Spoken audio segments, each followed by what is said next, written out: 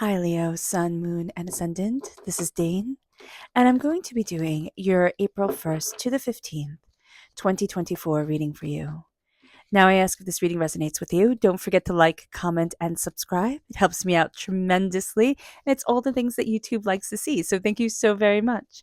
So, let's see what the tarot has to say, angels and spirit guides. Show me clearly. Guide this reading and show me clearly. Fantastic. So here we are crowned with the Eight of Cups reverse. So there's something we're needing to walk away from that we're not quite ready to let go of. So do be aware of that. We then have the Seven of Cups, which is, it's a dream coming forward. I like that. I like that countdown from 8 to 7. There's a dream coming forward. There is something here that we're looking at, and some sort of transformation of self that's moving us in a direction to say, look at your dreams, look at what you desire, look at what you kind of like have always wanted to be. And there can be a sense of giving up on those dreams, but we're starting to come back to it with the Two of Cups. This is healing, beautiful love coming forward. There's a connection, there's brilliance, there's calm, there's peace, there's blessings. And it moves us then to the Eight of Cups. Okay, eight of swords, not Eight of Cups, Eight of Swords. So this is a very interesting eight. You have the repeat of the number 8 here. So do be mindful of overthinking, overanalyzing, being very much kind of like a workaholic energy. 8 can be just so serious. So do be mindful about that. We're also 8, right? Yeah, 8 in the major arcana. Well, sometimes strength and justice can be switched, so it's either 8 or 11. But I'm just seeing that we do have a tendency to be a little bit too strict, a little bit too serious with things, which sounds like not a bad thing at all, but then we can rebel against our own strictness, our own way of it has to be just like this, it has to be done just right. So do be aware of this during this time, that we can kind of be rebelling against ourselves.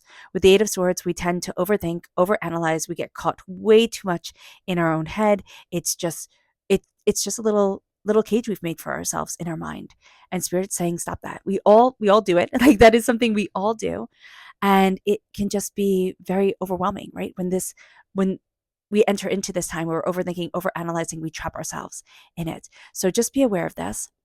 And then we have the Seven of Wands. The Seven of Wands it's feeling like we always have to fight.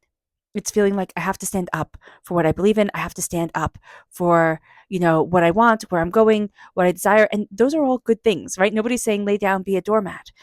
But this energy always makes me think of a clenched fist. Clench your fist just like this. It hurts. This has been a few seconds and it hurts. And when you open up your fist, your fingers hurt and it's just uncomfortable. That's what we do to our energy when we have the Seven of Wands here in the upright position. This is going to be a time where we need to look at, okay, what do I want? Where do I want to be? I stand up for what I believe in, most definitely. But we cannot fight every single fool that crosses our path. It's just exhausting. It's very interesting that we have the repeat of the number 7, we have the repeat of the number 8, and we just have 1, 2. So that is very interesting too, is coming together, right? It's a together number, it's a couple number, it's also a very creative number. 7 is a very honest number. So it's very interesting. When you have the number 7, it's seeking deeper knowledge, deeper meaning, right? Very guided into the esoteric. But it is also a number that says the truth always has to come forward. And we will find during this time, whether we like it or not, even if we tell a little white lie, right? People are going to call us out. And we're going to sit there and be like, are you kidding me? This person just told a whopper of a lie right next to me, but I'm getting called out? Okay, not fair. So just be aware of this during this time. Okay, so let's see what Spirit has to say. Now, if you're interested in entering to receive a free reading, put a rain cloud in the comment box below. A person will be chosen at random and announced on Sunday in a completely separate video. So hit the bell notification so you will be notified when that video comes up. Angels and spirit guides, show me clearly. Here we have meditate. We're not going to want to. I'm going to be really honest with you, Leo. I just heard meditate and I just saw meditate and I heard, it's just a sense of like, we're going to have to meditate. We're going to have to center ourselves. Candle meditation. If you see here, that's what she's doing, where you stare at a flickering candle and you let yourself just breathe. That's fantastic. Now, I was also listening to this interview on on crafting and mental health, which I thought was absolutely fantastically, you know, inspiring.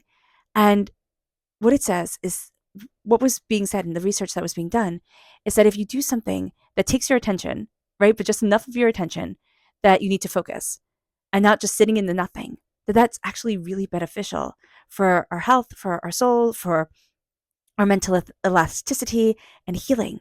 So, like, if you were crocheting something or knitting something or drawing something where it takes your attention, right? But it's not so hard you get discouraged, and it's not so easy you can just do it on autopilot. So that is something to be very aware of here when Spirit is saying meditate. We don't have to sit, lotus style and be quiet in the middle of nothingness.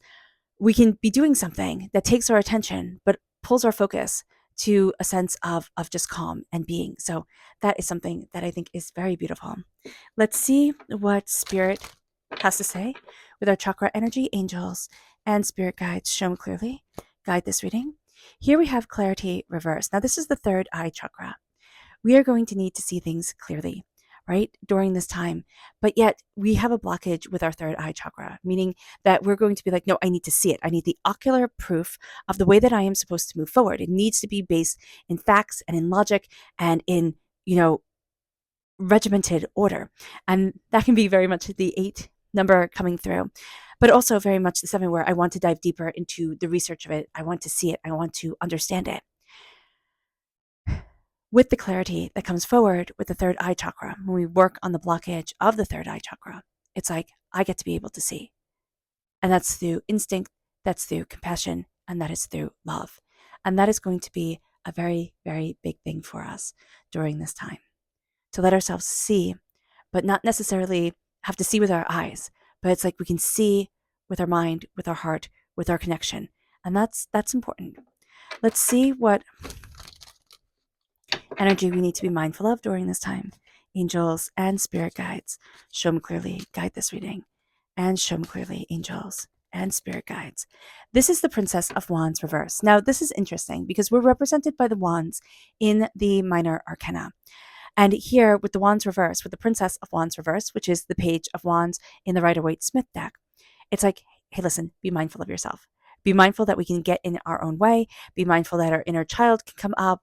And for one reason or another, we can sabotage ourselves, feel that we're not worthy, feel that we don't deserve, feel like we haven't earned, feel like we're being scolded. Whatever it is, Spirit is saying here, be mindful of this. This can also be another fire sign energy, Aries, Leo, Sagittarius, or just somebody with a bit of a fiery temper who is rather immature that we are also having to deal with and come up against. So just being aware of that is going to be a very important thing. 8 of Cups reversed. We're needing to walk away from something. We're not ready to let it go. We're just not. Whatever it is, we're still holding on to it. Is that going to help us? No, it's keeping us stuck. And we might not even know why we're not letting go. Like cognitively, we can be saying to ourselves, but I'm supposed to release. I'm supposed to walk forward this way. Or like, I know everything is okay. I don't have to be worried anymore. If we've had something traumatic happen, but we can still be afraid and we can still be hurting and we can still need to show ourselves grace.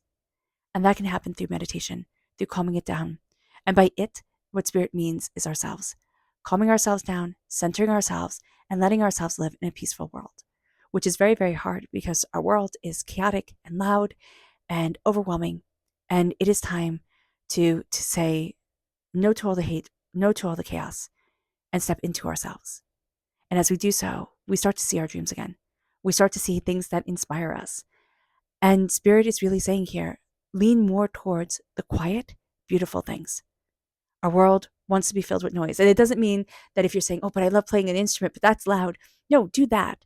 Do that. But do the things that take our time as human beings, take our craft as human beings and bring it forward. It's not the endless scrolling on our phones. That will lead us to healing. That will lead us to a coming together of the sacred masculine, of the sacred feminine, of, seeing ourselves, healing ourselves, embracing who it is that we are. It can lead to a relationship that's just healing and beautiful. It doesn't have to be a romantic relationship, though it could be, but it is just one where you feel seen, where it's like, wow, this person gets me. Or, this gets me. I feel seen. I feel appreciated. We can get in our own head way too much during this time and feel like we have to fight. That's going to be what happens. We get in our own head and it's like, that's it. I have to fight. It's not going to help us. It's not going to get us to the place that we want to be. I always think of Mrs. Havisham or Miss Havisham in Great Expectations with the Eight of Swords. She lived to be like 100, right? And she lived forever in the moment of humiliation when she was left at the altar and just felt utterly humiliated and abandoned. She lived in that wedding dress for decades afterwards. It was so sad. But we all know those people who live in the moment of their pain and they go back to it time and time and time again. And Spirit is saying, enough is enough. We can all do that. I mean, Miss Havisham, right, is an extreme example, but it's a very poignant example. Let us not be stuck where people tell us you're stuck. Because here, right? Oh, you're stuck. Anywhere you move, you're going to get cut by that sword. Don't move. Don't do anything. You're just, it's all over. But if she freed her hands, if she fought against the seaweed, if she freed herself, took the blindfold off of her eyes, she could see that, yeah, there's water here, but I can walk on these rocks. I have to be careful. They're slippery, but I can have my freedom. I can have my life. And Spirit warns us, right? Life can be intense. It can be treacherous. We can be caught up in the emotions of it all. But if we mind our step, if we see our path, we can walk forward. And it brings us then to the Seven of Wands. It brings us then to a place where we say, I stand up for what I believe in. I stand up for what's sacredly important to me. But I am not going to spend my life with my energy like a clenched fist. I am not going to spend my life fighting and only ever knowing fighting. It moves us to our subconscious, spirit message, which is white light. It's healing. It's the connection. It's again that candle energy coming forward. It brings us then to our chakra energy, which is our inner child. This is our heart chakra. We can have a blockage around our heart chakra during this time, doing the child meditation, where you take a nice deep breath in, exhaling whenever it feels comfortable for you, and seeing yourself as the adult you are now, holding your arms open to the child that you once were, and letting that child run into your arms, swooping that kid up in the biggest hug, and tell you, I love you. I will always love you. I will always believe in you. I will always stand by you. You are magnificent. You are wonderful. You are so perfect. I always love you. I always listen to you. You are the best in the whole entire world. Sit with that energy for a while. You can pause this video if you want to. And let your heart connect with the heart of that little kid. We all carry the faces of who we were and who we are, and even the face of who we are becoming. And a lot of times we can hold resentment towards ourselves. I wasn't enough because of XYZ. I didn't do it in the right time. Whatever the it is. I didn't.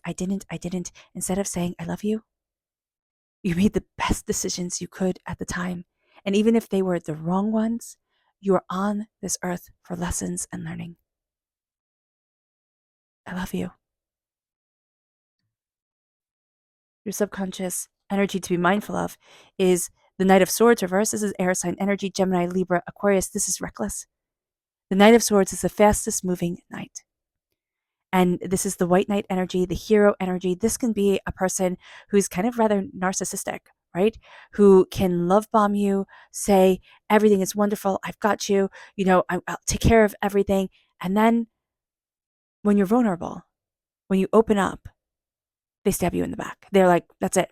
I'll take what's mine and leave you. So just be mindful about that. And then we have the Empress reversed. The Empress is interesting because the Empress is the mother in the progression of the tarot, right? We have the Fool, which is like the child, and we have the awakening into ourselves. And then by 3, we have the Empress, and that is the mother. And here when we have the mother and the inner child coming together, both, even though they're in different decks, both in green, right? The heart chakra and then the green of the Empress of Rhiannon, the goddess of horses. This is reversed. So we are not being that nurturing person that we need to be to ourselves. So just be aware of that. And this is a blockage in our creative energy. How do I move forward in my creativity, in my blessing, in my beauty, in myself, in that connection? And Rhiannon is the goddess of horses. So how do I take that energy, that goddess energy, and move me forward? Where is it that I want to be? There is just a blockage in creativity, in our creation energy here. And it's looking at that, it's seeing it, and it's seeing ourselves and letting us heal. All right, Leo. I hope this reading has resonated with you. I wish you nothing but light, love, peace, and happiness. May harmony always be with you. I am sending loving, healing energy to each and every one of you. I love you all, and stay safe. Let's end this reading with a meditation, a clearing away of negative energy, a raising of our positive energy, as we embrace the power, intensity, and beauty of this time and of ourselves. So take a nice deep breath in, exhaling whenever it feels comfortable for you.